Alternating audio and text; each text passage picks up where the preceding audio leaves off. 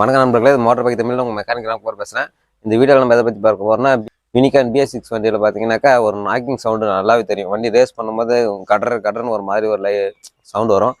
அது நிறைய ஒரு சிலருக்கு வந்து பார்த்தீங்கன்னா கிராங்க் சவுண்டு மாதிரியே வரும். அந்த சவுண்டு வந்து என்ன ப்ராப்ளம், எதனால் வருது, அதை எப்படி சால்வ் பண்ணலான்றதை நம்ம இந்த வீடியோவில் பார்க்கலாம். இது வரைக்கும் நம்ம சேனலை சப்ஸ்கிரைப் பண்ணாதீங்க, மறக்காமல் சப்ஸ்கிரைப் பண்ணிக்கோங்க. நம்ம சேனலுக்கு தொடர்ந்து ஆதரவு கொடுங்க. வாங்க இப்போ வீடியோக்குள்ளே போகலாம். யூனிகானில் வந்து பார்த்தீங்கன்னாக்கா மோஸ்ட்லி இந்த கிராங்க் பேலன்ஸில் வந்து தான் அந்த சவுண்டு வரும். இந்த கிராங்க் பேலன்ஸை நம்ம கழட்டி நம்ம எப்படி அதை ரெடி பண்ணுறோன்றதை பார்க்கலாம். இந்த கிராங்க் பேலன்ஸுக்கு வந்து கழட்டும் போது எப்பயுமே பார்த்தீங்கன்னா டைமிங்கில் இந்த 2 புள்ளி வருது இல்லைங்களா, அந்த 2 புள்ளி வந்து நேர்கோட்டில் வர மாதிரி டைமிங்கில் வச்சு தான் கழட்டணும். மாட்டுக்குள்ளேயும் அப்படி தான் மாட்டணும். கழட்டுக்குள்ளே கூட பிரச்சனை இல்லை, ஆனால் மாட்டுக்குள்ளே நம்ம டைமிங் வச்சு தான் மாட்டணும். இப்போ நம்ம கழட்டிக்கலாம். ஃபஸ்ட்டு இந்த 19 சைஸ் நெட்டு நம்ம கன்பிட் போட்டு கழட்டிக்கிறேன்.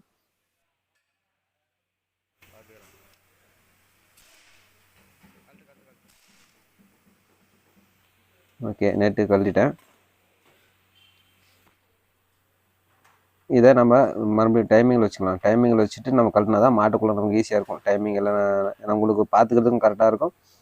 மறுபடியும் மாட்டுக்குள்ளே நம்ம டைமிங் வைக்க தேவையில்ல. டைமிங்கில் வச்சு மாற்றிக்கலாம். 2 புள்ளியும் நேர்கோட்டில் வர மாதிரி நம்ம வச்சு கழட்டிக்கலாம். ஓகே, டைமிங் வச்சாச்சு. இப்போ பேலன்சர் வெயிட்டை நம்ம கழட்டிக்கலாம். அதுக்கு முன்னாடி ஒரு வாசர் இருக்கும், 2 செட்டாக கழட்டிக்காங்க.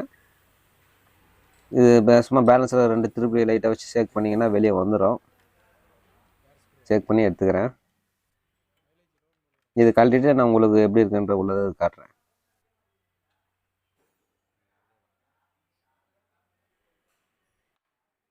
இதுதான் பேலன்ஸர் கியர் வீலு. இதில் வந்து 2 ஸ்ப்ரிங் இருக்கும். உள்ள பார்த்தீங்கன்னாக்கா 2 ஸ்ப்ரிங் இருக்கும். ஒரு 2 கெசர் ரப்பர், அதாவது இந்த டேம்பர் ரப்பர் மாதிரி சின்ன ரப்பர் வந்து 2 ரப்பர் இருக்கும். இந்த லாக்கு நம்ம கழட்டினோம்னாக்கா நமக்கு அது கிடைக்கும். இந்த 2 கேப்பில் வந்து 2 ஸ்ப்ரிங் இருக்கும். இந்த ஸ்ப்ரிங்கு கட்டாக இருந்தாலும் இல்லை டெம்பர் குறைஞ்சிருந்தாலும் நமக்கு அந்த நாய்ஸ் வரும். நான் இப்போ கழட்டி காட்டுறேன் இருங்க உங்களுக்கு. ஃபஸ்ட்டு நம்ம அந்த சர்க்ளிப்பை வந்து நம்ம கழட்டிக்கலாம்.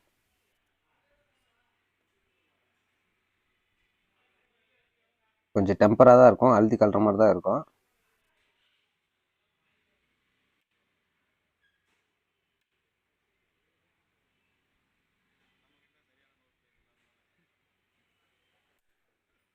கழட்டியாச்சு.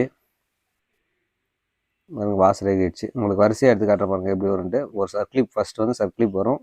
அடுத்தது ஒரு வாசர், இது மாதிரி ஒரு பட்டை வாசல் ஒன்று வரும். அதுக்குள்ள ஒரு பெண்டு வாசல் ஒன்று வரும். இது நமக்கு மார்க் மேல் பக்கம் வர மாதிரி போடணும். அடுத்தது ஒரு பட்டை வாசல் வரும். அவ்வளோதான் வரும். இதுதான் பட்டை வாசல். இது லாஸ்ட்டாக வரும். இப்போ நம்ம இது உள்ளே தள்ளணும்னாக்கா நமக்கு இந்த சைடு வெளியே வந்துடும். உள்ளே பார்த்தீங்கன்னா 2 ஸ்ப்ரிங்கு நமக்கு கெஸ்ட் ரப்பர் 2 இருக்கும். நான் காட்டுற பாருங்க உங்களுக்கு.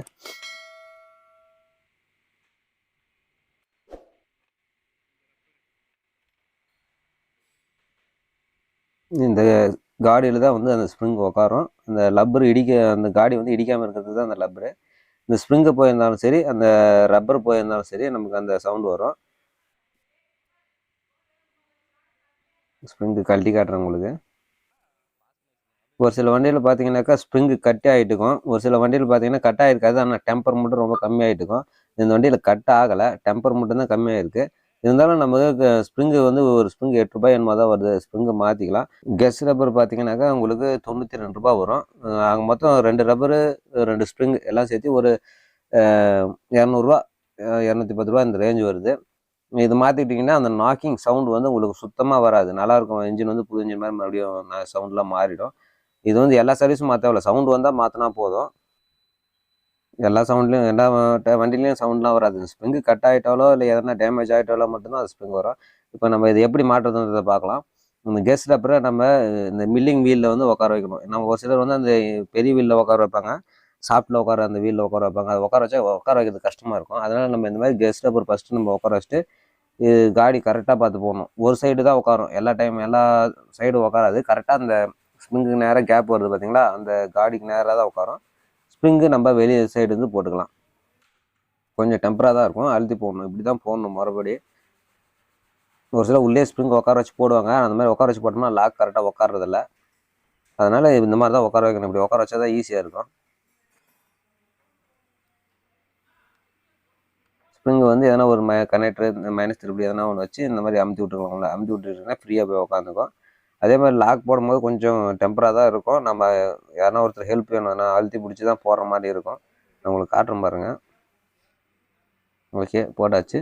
ஃபஸ்ட்டு நம்ம ஒரு பிளேட் வாஷர் போட்டுக்கலாம். அதுக்கப்புறம் பெண்ட் வாஷர் இந்த கமுத்தி போடுற மாதிரி போடணும். அதுக்கு அடுத்தது ஒரு சின்ன பிளேட் வாஷர் ஒன்று வரும், அது போட்டுக்கலாம். இதுக்கு மேலே நம்ம சர்க்கிளிப் போடணும். இப்போ வந்து அந்த பிளேட் வாஷர் டெம்பர் அதிகமாக இருக்கிறனால, பெண்ட் வாஷர் அந்த டெம்பர் அதிகமாக இருக்கிறனால நம்ம யாராவது ஒருத்தர் நம்ம அழுத்தி பிடிச்சி தான் போகிற மாதிரி இருக்கும். ஒருத்தர் அழுத்தி பிடிச்சிட்டு ஒருத்தர் லாக் போகிற மாதிரி தான் இருக்கும். அப்படி இல்லைன்னா லைட்டாக எதனா மேலே வச்சு தட்டிக்கலாம். ஃபஸ்ட்டு நம்ம சர்க்கிளிப் உட்கார வச்சுக்கலாம். நமக்கு கரெக்டாக காடியில் உட்காரணும். காடியில் உட்காரலனாக்கா நம்ம வண்டி ஸ்டார்ட் பண்ணி ரேஸ் பண்ணும்போது லாக் கலந்துக்குச்சுன்னா எல்லா வாசரும் வெளியே வந்துடும். அப்புறம் வண்டியோட சவுண்டு அதிகமாகிடும். நீங்கள் ஒரே ஒரு ரேஸ் பண்ணிங்கன்னா கூட சவுண்டு மறுபடியும் கடன்னு வர ஆரம்பிச்சிடும். அதனால் லாக் வந்து காடியில் உட்காந்துருச்சா இல்லையான்றதை நீங்கள் கன்ஃபார்ம் பண்ணிக்கிட்டு அப்புறமா இது பண்ணுங்கள். ஃபஸ்ட்டு நான் சர்க்கிள் லைட்டாக உள்ளே இறக்கிறேன். அந்த டெம்பர் அந்த பெண்டு வாசர் போட்டனால நமக்கு டெம்பர் இப்போ அதிகமாக இருக்கும். அதுக்கு தான் அந்த பெண்ட் வாசர் அழுத்தி பிடிக்கிறதுக்காக தான் அந்த பெண்ட் வாசர் கொடுக்குறாங்க. இந்த மாதிரி எதனா ஒரு பைப்போ இல்லை எதனா புஷ் மாதிரி வச்சு நம்ம தட்டி அந்த லாக்கை வந்து அந்த காடியில் உட்கார அளவுக்கு நம்ம அமுத்திக்கணும். அப்போ தான் வந்து அது லாக்கு கரெக்டாக உட்காரும். லாக் காடியில் உட்காந்தா தான் இது கலண்டு வராமல் இருக்கும், இல்லைன்னா ரன்னிங்கில் கலண்டுரும். அதனால் நீங்கள் கண்டிப்பாக வந்து லாக்கு கரெக்ட் கன்ஃபார்ம் பண்ணிவிட்டு இப்போ போடும்போது லாக்கில் உட்காந்துருக்கா இல்லையான்றது ஒரு டைமுக்கு 2 டைம் வந்து கன்ஃபார்ம் பண்ணிக்கணும். இதுதான் இதில் ரொம்ப முக்கியம். லாக்கில் உட்காந்த மாதிரியே தான் இருக்கும். டெம்பராக இருக்குதுன்னு சொல்லி அப்படியே விட்டுட்டிங்கனாக்கா வண்டி ஸ்டார்ட் பண்ணால் அதை ஓப்பன் ஆகிடும். இன்னும் கொஞ்சம் உட்காரணும். காடியில் கரெக்டாக உட்காரல இன்னும்.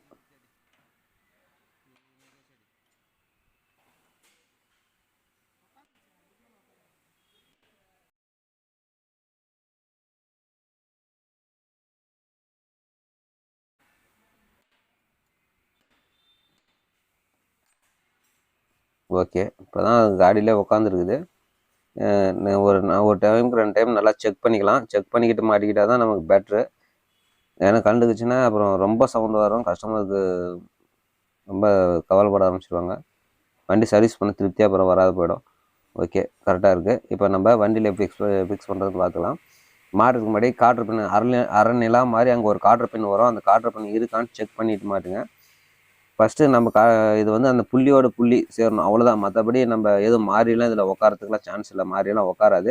அந்த புள்ளிக்கு நேராக புள்ளி வச்சு நம்ம ஃபிக்ஸ் பண்ணிக்கிட்டால் போதும். ஓகே, அங்கே பாருங்கள், அந்த புள்ளிக்கு நேராக புள்ளி இருக்கணும், அவ்வளோதான்.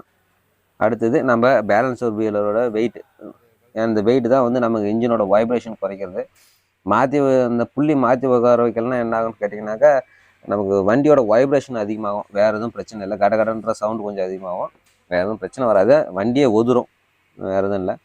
அந்த புள்ளிக்கு நேராக கரெக்டாக வச்சு போட்டிங்கனாக்கா அந்த வைப்ரேஷன் நின்றோம். நம்ம பல்சரில் கூட அந்த சிசர் கீர்வீல் மாட்டுறோம் இல்லையா, அதே மாதிரி தான். ஆனால் அதோட சவுண்டு வேறு மாதிரி இருக்கும், வைப்ரேஷன் அதிகமாக இருக்கும். இதோட சவுண்டு கொஞ்சம் கிராங்கோட சவுண்டு மாதிரி வரும், அவ்வளோதான் வித்தியாசம். இப்போ நம்ம இந்த 19 சைஸ் நெட்டை நம்ம டைட் பண்ணிட்டோம்னாக்கா வேலை முடிஞ்சுது. இந்த வீடியோ உங்களுக்கு பிடிச்சிருந்தா லைக் பண்ணுங்கள், சப்ஸ்கிரைப் பண்ணிக்கோங்க, மேலும் நமக்கு சப்போர்ட் பண்ணுங்கள். தேங்க்ஸ் ஃபார் வாட்சிங்.